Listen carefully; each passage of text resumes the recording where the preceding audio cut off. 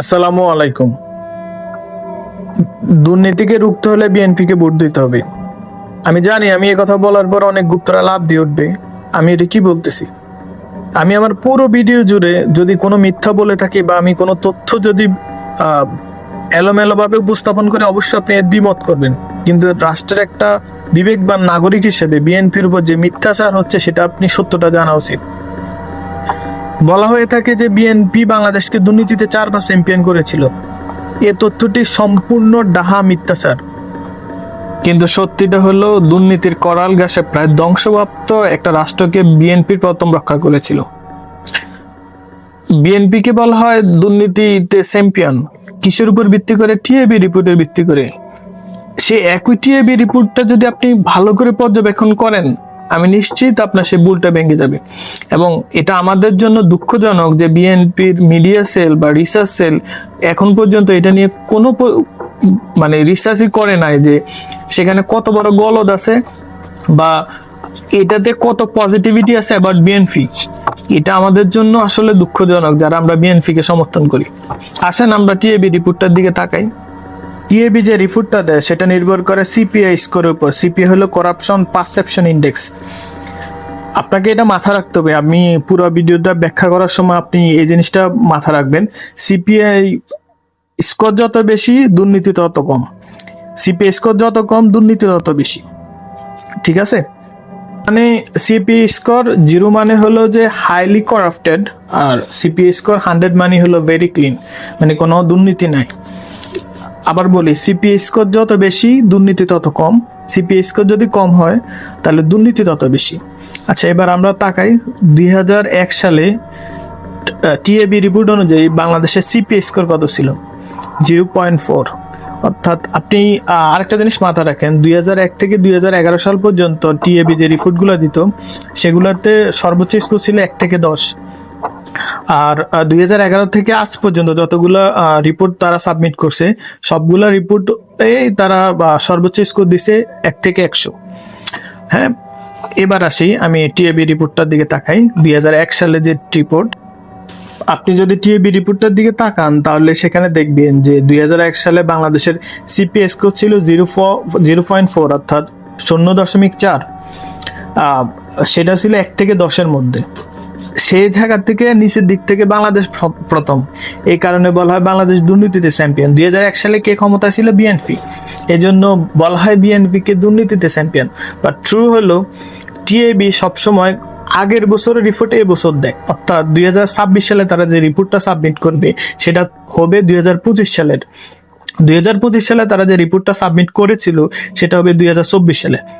অর্থাৎ 2001 সালে যে রিপোর্টটা টিএবি সাবমিট করে সেটা ছিল 2000 সালের। 2000 সালে বাংলাদেশে কে ক্ষমতায় ছিল? হাসিনা। এখন হাসিনা যে পাপ করছে সে পাপের রেজাল্ট হলো 2001 সাল। 2001 সালে বাংলাদেশের সিপিআই রেজাল্ট হলো 0.4।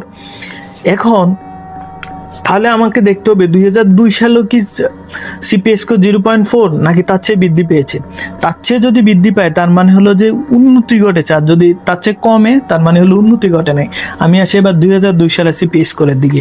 2002 সালে সিপিআই স্কোরের দিকে তাকান আপনি, দেখেন 2002 সালের দিকে যদি তাকাই সিপিআই স্কোর কত? 1.2, অর্থাৎ 0.4 থেকে 1 লাফে 1.2-তে গেছে। এখন আওয়ামী লীগ সরকার আমলে বাংলাদেশের যে বিদ্যমান করাপশন ছিল সে সময়টাতে, সে একই করাপশন যদি বিএনপিও কন্টিনিউ করতো তাহলে তো 0.4 থেকে উন্নতি হওয়ার কথা না, 1 লাফে 1.2, 1 থেকে 10-এর মধ্যে। জাস্ট ইমাজিন করেন আপনি। হ্যাঁ, বিএনপি যদি বাংলাদেশে করাপশন বাড়াইতো তাহলে 0.4 থেকে কমার কথা। 2002 সালে কেন সিপিআই স্কোর 1.2 হবে? সে প্রশ্ন আপনাদের কাছে রেখে গেলাম। এবার দেখেন আপনি 2003 সালের দিকে। 2003 সালে বিএনপি যদি তার দুর্নীতি না কমাতো, তার বলতে রাষ্ট্রের দুর্নীতি যদি না কমাতো, তাহলে সেটা 1.2-তে থাকতো অথবা তার চেয়ে কমতো। কিন্তু না, তা হয় নাই। করাপশন 1.3-তে এসে থামে। অর্থাৎ 2003 সালে সিপিআই স্কোর হয় বাংলাদেশে 1.3। আপনি সিপিআই স্কোরের দিকে তাকান টিএবি যে রিপোর্টটা, সেই রিপোর্টে 2004 সালে আসার পরে বাংলাদেশে আরেকটা ঘটনা ঘটছে। বিএনপির প্রথম সরকার যে দুর্নীতি দমন কমিশন বাংলাদেশে গঠন করে 2004 সালে। এখন আসেন 2004 সালে বাংলাদেশের সিপিএ স্কোর কত ছিল? আমি যদি সিপিএ স্কোরের দিকে তাকাই সেটা হলো 1.5, অর্থাৎ দুর্নীতি ক্রমান্বয়ে কমতেছে 0.4 থেকে 2004 সাল আস্তে আস্তে বাংলাদেশের সিপিএ স্কোর হয় 1.5। এবার আপনি আসেন 2005 সালে। 2005 সালে যখন আমরা দেখি 2005 সালে বিএনপি অলরেডি 3 বছর ক্ষমতায়, অর্থাৎ যেহেতু টিএবি রিপোর্ট প্রকাশ করে তার 1 বছর আগে রিপোর্ট, সেই দিক থেকে ভাবলে 2005 সাল যখন বাংলাদেশে, তখন বিএনপি অলরেডি 3 বছর ক্ষমতায়। হ্যাঁ, তো 2005 সালে সিপিএ স্কোরটা কত? 2005 সালে সিপিএ স্কোর 1.7। অর্থাৎ আপনি দেখেন ক্রমান্বয়ে সিপিএ স্কোর বাড়তেছে, কমতেছে না। সে বিএনপি যদি দুর্নীতি করতো তাহলে সিপিএ স্কোরটা কি হতো? কমতো, এটা বাড়তো না। ঠিক আছে, আপনি কি দেখেন 0.4 থেকে 3 বছরের মাথায় একটা রাষ্ট্রের সিপিএ স্কোর দাঁড়ায় 1.7। দেখেন একটা দুর্নীতিগ্রস্ত প্রায় পচনশীল সমাজ ব্যবস্থা থেকে কিভাবে আমরা উন্নতির দিকে যাচ্ছি, জাস্ট আপনি এই জিনিসটা খেয়াল করেন। এবার আপনি আসেন 2006 সাল। 2006 সালে বাংলাদেশের সিপিএ স্কোর ছিল 2.0 তো যায় নাই, 2.0। আপনি দেখেন কি পরিমাণ উন্নতি ঘটাইছে মাত্র 4 বছরের মাথায় একটা রাষ্ট্র। 0.4 যেখানে তার সিপিএ স্কোর ছিল, সে রাষ্ট্রটি 4 বছরের মাথায় বাংলাদেশের সিপিএ স্কোর করে 2.0, যেটা এখনকার আমি আরো আসতেছি, আপনি দেখবেন। 2006 এই সালটার দিকে আমরা যদি তাকাই, 2006 সাল ছিল বাংলাদেশের ইতিহাসের সবচেয়ে ভয়াবহতম সময়। টানা বিরোধী দলে হরতাল, দাঙ্গা, মারদাঙ্গা, রাজনৈতিক পরিস্থিতি খুবই অস্থিতিশীল ছিল। তারপরেও বিএনপি শেষ সিপিএ স্কোর 2.0-তে ধরে রাখতে পারছে। বিএনপি যখন ক্ষমতা ছাড়ে 2006 সালে, অর্থাৎ 2007 সালে তো তার রিপোর্টটা প্রকাশ পায়। 2007 সালে টিএবি রিপোর্ট অনুযায়ী বাংলাদেশের সিএপি ছিল, রেজাল্ট ছিল 2.0, যেটা 2006 সালেও বজায় ছিল। ঠিক আছে, তাহলে আমরা যখন বিএনপি যখন রাষ্ট্র ক্ষমতা শুরু করে, মানে রাষ্ট্র ক্ষমতা যখন অধিষ্ঠ হয়, তখন বাংলাদেশের সিপিএ স্কোর ছিল কত? 0.4। 2007 সাল যখন বিএনপি রাষ্ট্র ক্ষমতা অলরেডি ত্যাগ করে, তখন বাংলাদেশের সিপিএ স্কোর কত? 2.0। এখন আসেন 2011 সাল থেকে এখন পর্যন্ত সিপিএ স্কোরটা মেজারমেন্ট করা হয় 1 থেকে 100-র মধ্যে, 1 থেকে 100-র মধ্যে। এখন আগে করতো 1 থেকে 10, অর্থাৎ আগে যেটা 2.0 ছিল, আজকের বাস্তবতা সেটা 20। অর্থাৎ আগে যেটা 0.4 ছিল, সেটা আজকের বাস্তবতায় 4। অর্থাৎ কেননা আগে তো 1 থেকে 10-এর মধ্যে 1 থেকে 10-এর মধ্যে গণনা হতো, এখন হলো 1 থেকে 100-র মধ্যে। দেখেন 1 থেকে 100-র মধ্যে গণনা আজকের দিনে 2026 সালে এখনো টিএবি রিপোর্ট প্রকাশ পায় না, এজ আই নো। 2025 সালে যদি আমি টিএবি রিপোর্টটা দেখি, 2025 সালে বাংলাদেশের সিপিএ স্কোরটা কত সেদিকে তাকাই আমরা। 2025 সালের সিপিএ স্কোর হলো 23। কারণ 2011 থেকে 2000 এখন পর্যন্ত সবগুলা সিপিএ স্কোর গণনা করা হয় 1 থেকে 100-র মধ্যে। আমি যদি আগের স্কোরগুলা 1 থেকে 100-র মধ্যে বিবেচনা করি, অর্থাৎ 2001 সালে বাংলাদেশের সিপিএ স্কোর ছিল 0.4, যেটা 1 থেকে 10-এ গণনা করা হতো। 1 থেকে 100 বিবেচনা করলে সেটা 4। আর বিএনপি সরকার যখন ক্ষমতা ছাড়ে তখন সিপিএ স্কোর ছিল 2.0, যেটা 1 থেকে 10-এ বিবেচনা ছিল।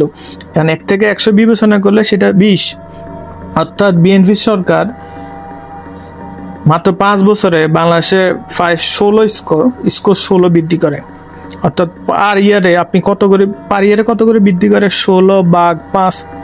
আপনি বিএনপি প্রত্যেক বছরে সিপিএ স্কোর উন্নতি করছে 3.2। আর হাসিনা সরকারের আমলে পুরা 2008 থেকে 2025 পুরা কয় বছর, 17-18 বছরে বাংলাদেশের সিপিএ স্কোর মাত্র 3 বৃদ্ধি পাইছে, মাত্র 3। আর বিএনপি পার ইয়ারে 3.2 করে বৃদ্ধি করছে পার ইয়ারে। বিএনপি যদি 2001 থেকে 2025 সাল পর্যন্ত ক্ষমতা থাকতো, পার ইয়ার 3.2 করে যদি বৃদ্ধি পাইতো, 3.2 গুণ 24, 2001 থেকে 2025 24 বছর, 3.2 গুণ 24 দিয়ে আপনি গুণ করেন, কত আসে? বাংলাদেশে বিএনপি যদি টানা 2001 থেকে 2025 ক্ষমতা থাকতো, তাহলে বাংলাদেশের সিপিএ স্কোর কত হতো?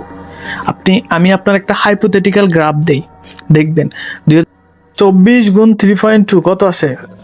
খুব সম্ভবত 76.4 মেবি, আমি যদি ভুল না করি। তাহলে হাসিনা সরকার 2001 সালে যখন, মানে 2001 সালে টিএবি রিপোর্টে বাংলাদেশের সিএফি স্কোর কত ছিল? 4। আর 24 বছর গুণ আপনি 3.2 কত আসেন? 76.4। তাহলে কত আসে? 80.4। আপনি যদি 2025 সালে CPA score, highest CPA score কান্ট্রির দিকে তাকান, ডেনমার্ক 90, অর্থাৎ হলো ডেনমার্কের করাপশন প্রায় জিরোর কাছাকাছি। ফিনল্যান্ড প্রায় 88, নিউজিল্যান্ড 83, ক্রমান্বয়ে 7 নম্বর কান্ট্রি হলো সুইডেন, যার সিপিএ স্কোর ছিল 80। সুইডেনের সিপিএ স্কোর ছিল 80।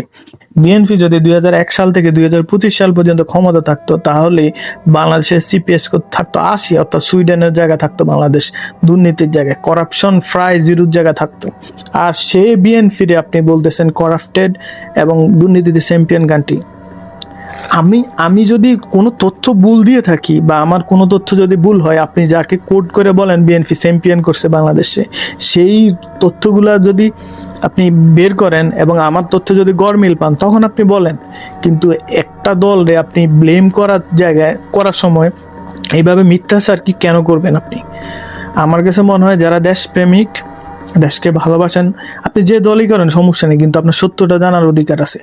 আওয়ামী লীগ এই জিনিসটা গত 16-17 বছর ধরে শুধু জব ছিল, বিএনপি বাংলাদেশের দুর্নীতিতে 5 বার চ্যাম্পিয়ন করছে, 5 বার। এখন আইসা একটা দল বলতেছে 4 বার, কিন্তু কেউই সত্যটা জানার চেষ্টা করতেছে না আসলে কি হয়েছিল সেই সময়।